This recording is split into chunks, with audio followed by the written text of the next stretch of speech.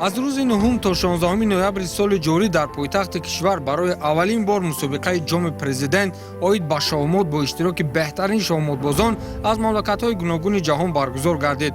то ҳадде мусобиқаи мазкур шаҳомати хоса дошт ки беҳтарин гроссмейстерҳо аз миқёси ҷаҳон ва доварони сатҳи байналмилалӣ даъват гардиданду шадидтарин рақобатҳоро ба роҳ монданд. дар ин мусобиқа зиёда аз 230 нафар варзишкар аз 16 давлати дунё иштирок меварзанд. 15 нафарашон соҳиби баландтарин унвон дар шоҳмот гроссмейстер, яъне ки бузургусод ҳастанд.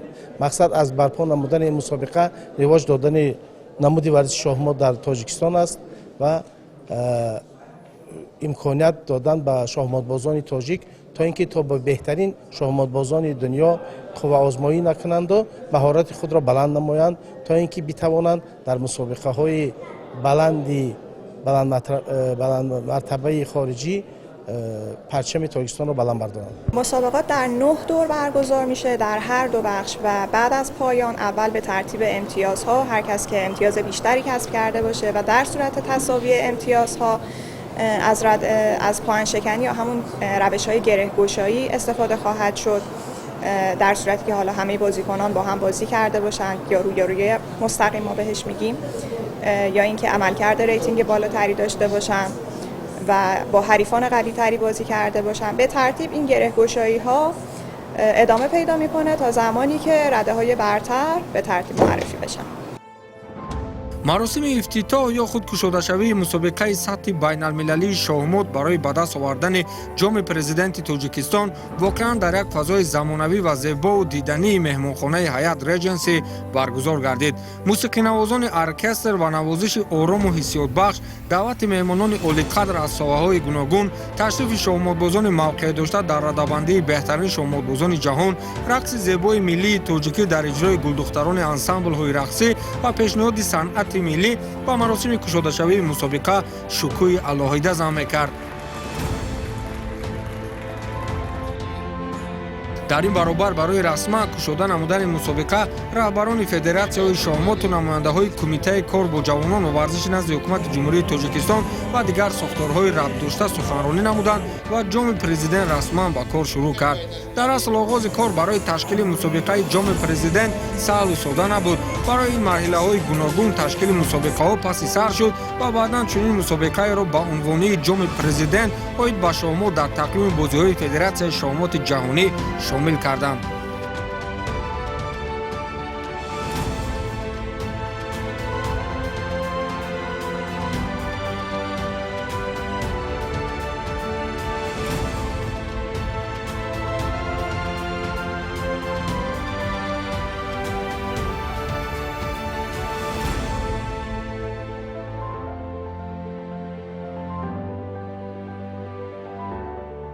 ماه اپریل سال روان ما بار اول چمپیونات آسیای غربی بین نورسان و کودکان و جوانان در شهر دوشنبه برگزار نمودیم و واکنش بسیار خوب داد و باز امکانیت دادن به ما که تا اینکه سال دیگر باز مسابقه بلند باز از یعنی که چمپیونات آسیا چمپیونات جهان را شاید برگزار نماییم در دوشنبه و این نه تنها ترقی شاهمات است بلکه البته بلند برداشتن آبروی دولت ملت است و رواج دادن سیاحی باز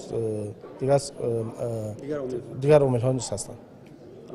چه تعداد از تاجیکستان در این مسابقه زیاده از 100 نفر شاهماتباز تاجیک اشتراک میکنند و من باوری دارم که نتیجه خوب به دست میاریم.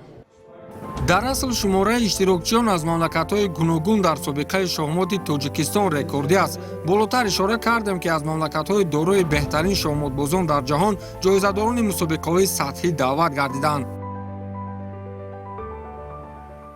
В котором участвуют 230 шахматистов из 16 стран мира, таких стран как Швеция, Австралия, Азербайджан, Германия, Иран, Индия и другие страны.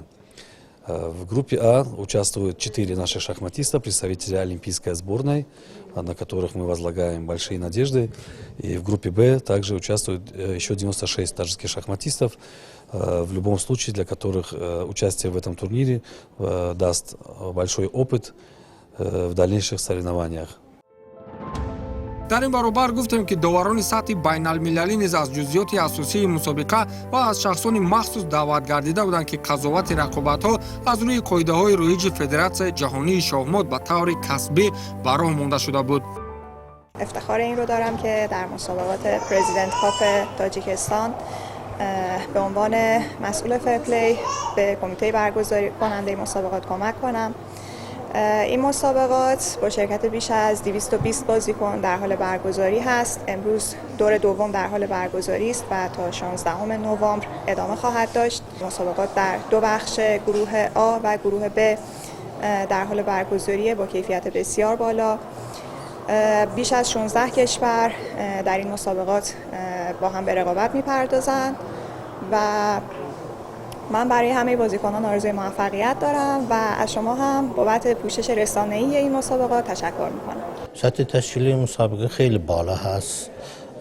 تو این 2 تا گروه بازی‌ها انجام میدن و هر گروه خیلی هم جایزه خوب دارید، هم شرایط خوبی دارید.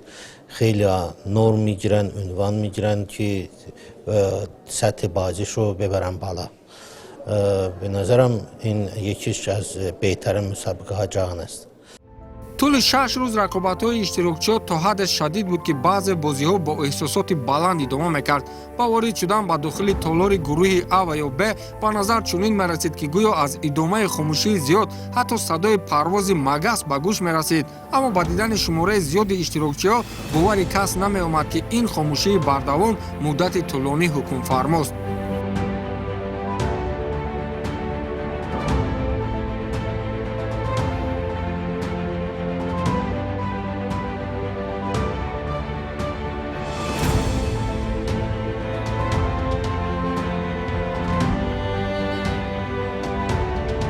ما گفتیم که هر اشتراکچی چه از گروه آ و چه از گروه ب در مدت برگزاری مسابقه همگی 9 بازی انجام می‌دهد، یعنی با 9 نفر رقابت می‌کنند.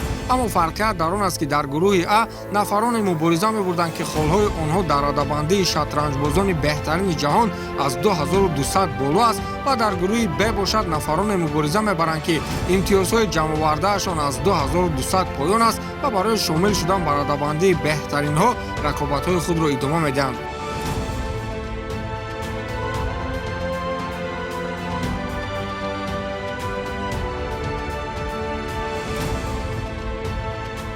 В группе А, в соответствии с положением турнира, в группе А играют участники, имеющие рейтинг свыше 2200, в группе Б ниже, соответственно.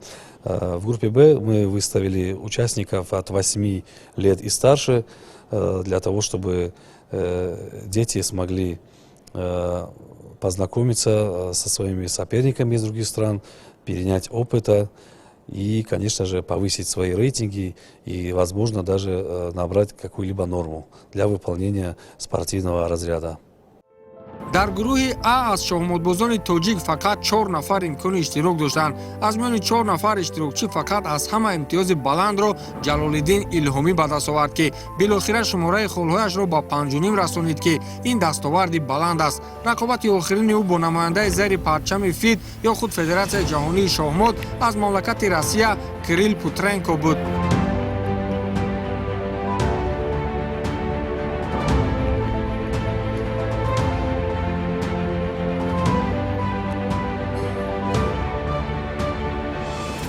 میز 1 فقط بالاترین حساسیت رو داره، اما میز 6 نماینده تاجیکستان در برابر بازیکن با پرچم فیده در حال مسابقه است که اگر ایشان مساوی یا پیروز شود، اگر پیروز شود نرم استاد بزرگی رو خواهد گرفت. در رقابت آخر جلال‌الدین شکست خورد ولی میان همه نماینده‌های تاجیکستان بلندترین امتیاز را به دست آورد. دیگران امتیاز از 4 پایان را اشغال کردند. به نظرم تاجیک‌ها خیلی جوانن هنوز در سطح بالا خیلی شرکت نمیتونن شرکت کنن، ولی خوب آیندهش خوب میبینم، چون اینجا خیلی دوست دارن شطرنج رو و کار میکنن. این دوتا علامت نشون میده که اینا پیشرفت میکنن حتما. رقیب جلال‌الدین الهامی کریل پوترنکو باشد. با غالبیت آخری خود بر نماینده ما موقع پنجم مسابقه را صاحب گردید. Так сложилось, что этот турнир совпал с датой моего дня рождения. То есть я день рождения праздновал во время второго тура турнира. 11 ноября у меня был. Вот. И в этот день удалось выиграть. И как-то после этого все перевернулось. И турнир у меня пошел просто, можно сказать, идеально. Я выиграл после первого проигрыша 4 партии подряд. Дальше, к сожалению, не удалось реализовать несколько очень перспективных возможностей на победу. Вот, но, к счастью, я смог закончить турнир на позитивной ноте, выиграв в последнем туре такой довольно креативный триллер. روز آخری مسابقه واقعا مبارزه به امان بود. شاموربازان گروه ا خیلی نقطه سنجانه مبارزه می‌بردند. برای موقع خود را مستحکم کردن در رده‌بندی بهترین شاموربازان، نماینده‌های مملکت‌های مدعی کوشش می‌کردند.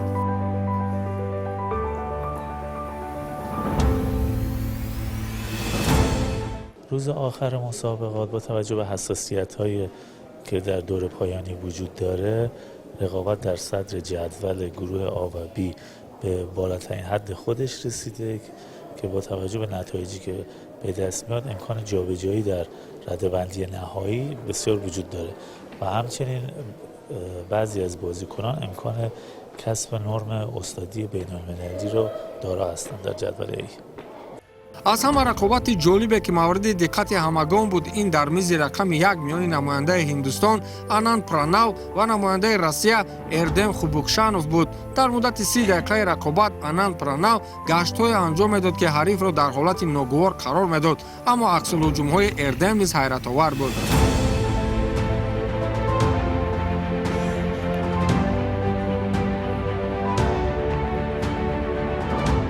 در میز شماره یک بازیکن هندی با اختلاف نیم امتیاز از سایر بازیکنان در صدر جدول قرار داده. اگر بتواند برنده این مسابقه شود، به تنهایی قهرمان مسابقات خواهد شد. ولی بازیکنی که با پرچم فیده در این مسابقات حضور داره، در صورتی که بتواند پیروز شود، امکان مقام قهرمانی یا نایب قهرمانی در این مسابقات داره. برای همین بازیکنی که با پرچم فیده حضور داره حداکثر تلاش خود رو برای پیروزی در این مسابقه انجام میده. آرمانی علیپور داور ایرانی که رفت رقابت دو تن چمپیون شو را قضاوت میکرد، بیرون از رفت رقابت اندیشه خود را اظهار نمود که کدام از بازیکنها مدعی این بازی به حساب میرود. با توجه به اینکه بازیکن هندوستان ریتینگ بسیار بالاتری داره و شماره یک جدول با ریتینگ 2581 هست و با توجه به بازی که انجام میدهد و از نظر مسابقه ایشان جلو هستند، اما فشار که سفید ایجاد کرده امکان اشتباه محاسباتی و پیروزی بازیکن سفید وجود داره.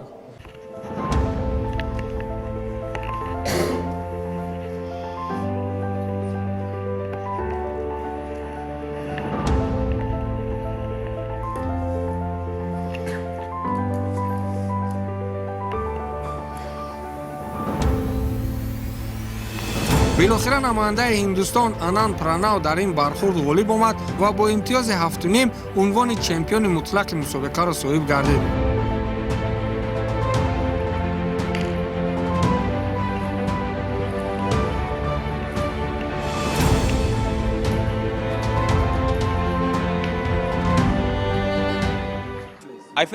من موقع اول رو گرفتم. در همه رقابت‌ها برتری داشتم و بالاخره صاحب جام گشتم. در دالان مکان برگزاری مسابقه شاهد محاکمه دو نفر شاموربازان روس‌زبان گردیدیم. آنها رقابت خود را به یک نوع تحلیل می‌کردند.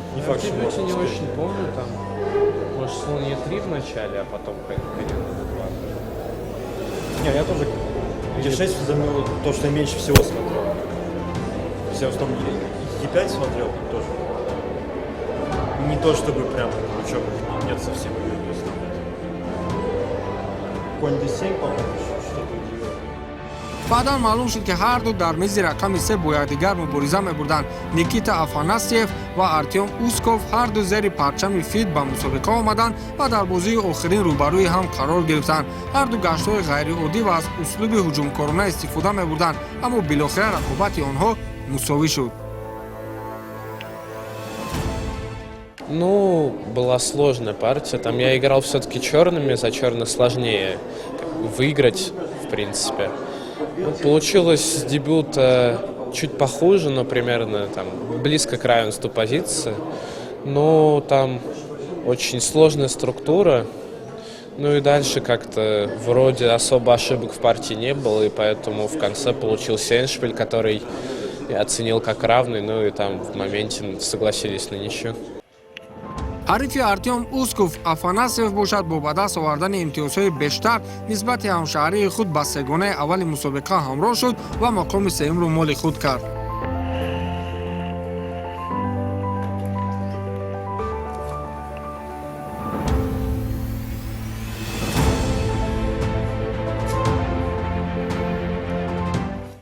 На старте я очень хорошо начал, примерно 4,5 из 5. После этого соперники стали только сильнее. Я в нескольких партиях стоял опасно, но в итоге все-таки умудрился не проиграть ни одной партии. И таким образом я попал в тройку. дар умум рақобатҳо муддати 7 рӯз дар сатҳи олӣ буданд. рӯзи охирин дар пайи худ соати 17 маросими ҷоизасупорӣ дошт ки боз ҳам толори ҳаят Редженси пур аз нафарони хос ва иштирокчиёну меҳмонон буд.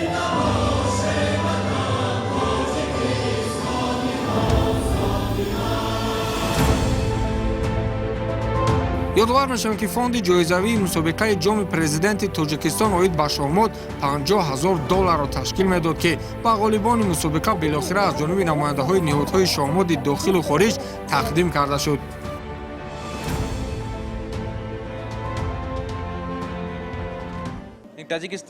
тоҷикистон мамлакати бузург аст. мо дар ин ҷо муддати чанд рӯз бозӣ кардем. ба вақтҳои холигӣ ҳатман сайру-гашт мекардам. меҳмоннавозии онҳо воқеан маро мафтун кард ва хеле хушҳолкунанда буд. Соревнование прошло очень хорошо. Я считаю, что ставил себе цели попасть в тройку, так как я был третьим стартовым номером. И в целом хотел бы сказать, что по течению турнира я лидировал, но, к сожалению, в предпоследней партии мне, не знаю, не повезло, можно так сказать. Я проиграл, и, к сожалению, удалось занять только второе место. Вот. Но в целом считаю результат успешным. Да. Турнир прошел очень хорошо, в дружеской атмосфере. В общем-то, участники смогли показать интересные партии. Апелляционный комитет остался без работы, это тоже хороший показатель, что не было апелляции, значит, не было скандалов. Вот. Конечно, некоторые неожиданности были, ну, какие-то спортсмены выступили лучше, чем от них ожидали, да? Вот. А так в целом, в общем-то, самое главное, это все-таки атмосфера творчества.